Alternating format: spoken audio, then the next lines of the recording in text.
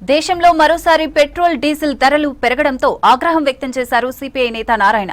ధరలు పెరగడంతో సామాన్యులు తీవ్ర ఇబ్బందులు పడుతున్నారన్నారు. పెట్రోల్ డీజిల్ ధరల ప్రభావం నిత్యావసరాలపై పడుతుందన్నారు. రేట్లు పెంచుతూ ప్రజలను ఇబ్బందులకు గురి చేస్తున్నారని మోదీ సర్కార్పై మండిపడ్డారు నారాయణ. చార్జెస్ 3 రోజుల క్రితమే ₹3 లీటర్కి పెంచారు. ఇప్పుడు చూస్తే మళ్ళీ ₹1 పెంచున్నారు. ఈరోజు 3 రోజులకి ఒక దఫ. ఇప్పుడు అదే కాదు, ఇంకా కొనసాగుతుందట. ఆంజనేయుడు తోకలాగా ఈ ధరలు, డీజిల్ ధరలు, పెట్రోల్ పెరుగుతూనే ఉంటాయి. చివరికి మోడీ తోకలాగా పెరుగుతుంది.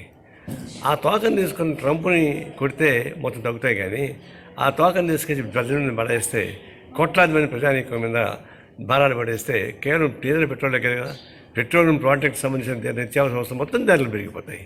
ఎందుకు చెలగాట వాడుతూ ఉన్నారు దీన్ని? ఇట్లా చెలగాట వాడి చివరికి ఒక లైఫ్కి జీతం చేసుకునే వాళ్ళకి ఈ నెలకి ఎంత ఖర్చు అవుతుంది అని బడ్జెట్ లేదు. ఇంకా అది కార్పొరేట్ వాళ్ళకి బడ్జెట్ ఉండకల్లా, మా మిడిల్ క్లాస్ వాళ్ళకి బడ్జెట్ ఉంటుంది కదా. అందరూ స్కూటర్లు వాడేవాళ్ళు కదా. ఈ సామాన్య ప్రజానీకం కింద